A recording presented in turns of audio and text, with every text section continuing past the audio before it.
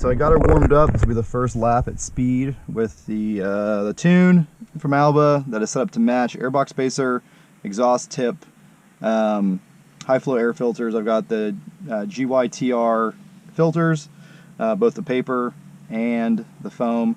We're gonna see how it does. So this should add, I don't know, it's, who knows, 12 horsepower? Not really sure. Probably not, peak horsepower is probably not as relevant. Hopefully it'll feel better throughout the rev range.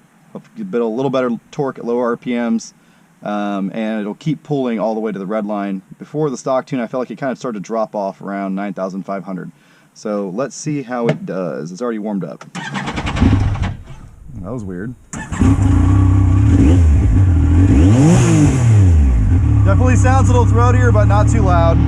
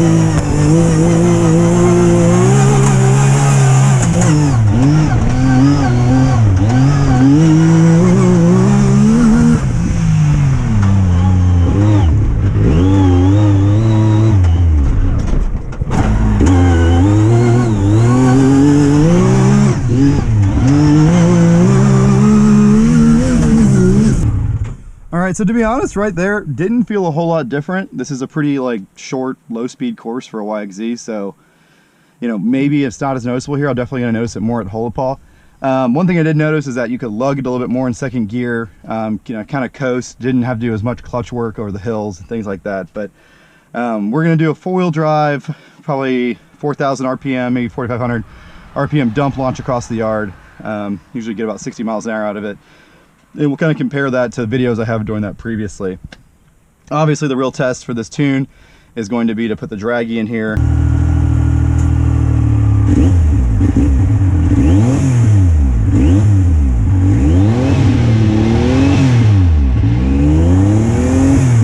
It's still hard to hold it at 4,500 RPM.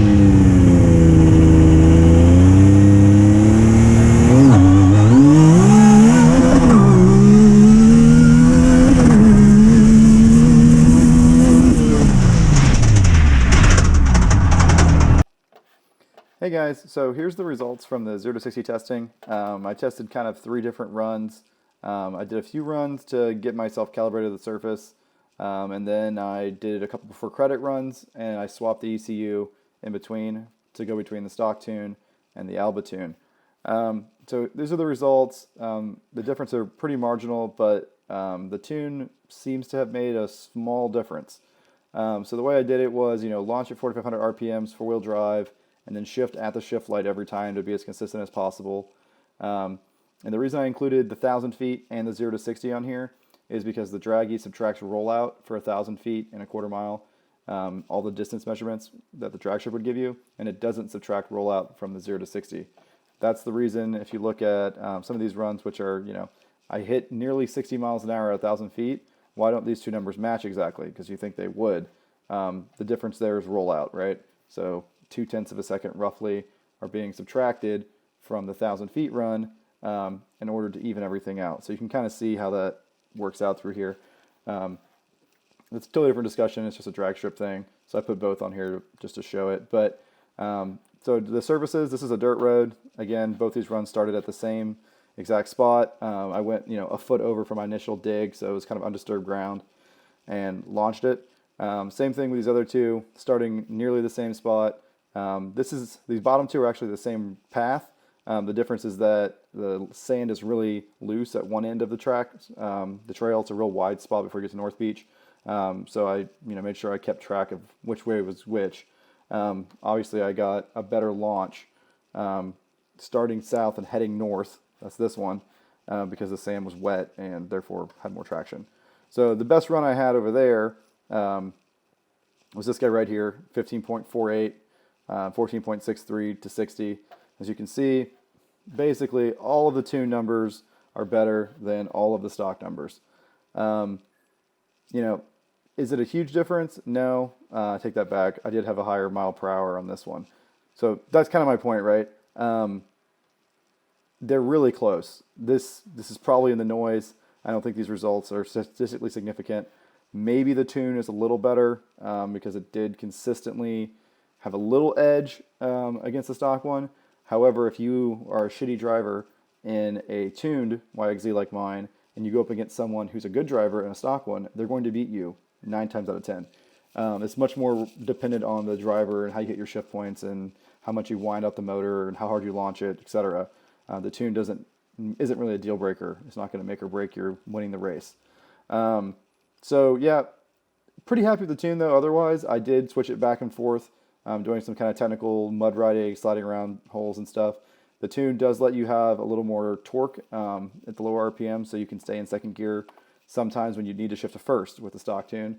It lets you lug a little bit lower in the RPMs, which I know is not great for the clutch in YXZ, but trail riding, it's very convenient to stay in second because in 2019 and up, the gap between first and second is huge. It's not a very fun shift just because of the huge change in ratio. So there's the results. I don't think they're just super significant, but I did try to do some science here and use the Draggy to quantify what my butt dyno was telling me around the yard, which is that the tune didn't make a huge difference as far as wide open power, but it did make a difference in the other RPMs, right? So you're keeping the really high RPMs.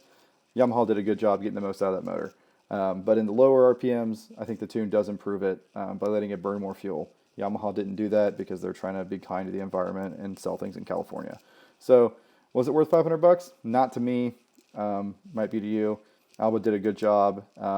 Yes, the tune does remove the rev limiter in fifth, so you can go 94 miles an hour with a YXZ. Word of caution, the YXZ speedometer is extremely inaccurate. Use a GPS to try to do any of this because the YXZ speedometer is off by like 7 or 8%. So that was very violent, and it didn't feel all that much different than without the tune and stuff. I know we're only talking 10 horsepower here, but 10 horsepower to the wheels should be noticeable. Maybe I'm just in too small of an area.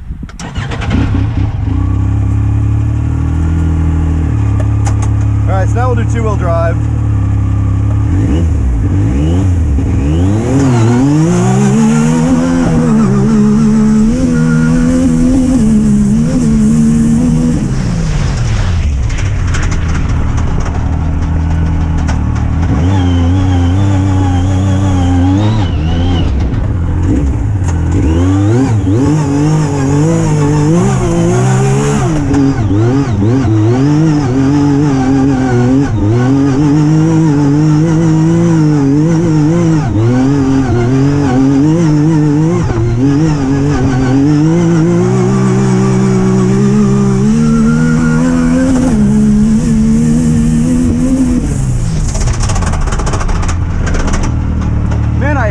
Driveline noise when I let off the gas hard and push the clutch in and brake. That is like the worst noise in the world. This thing is just like so rattly.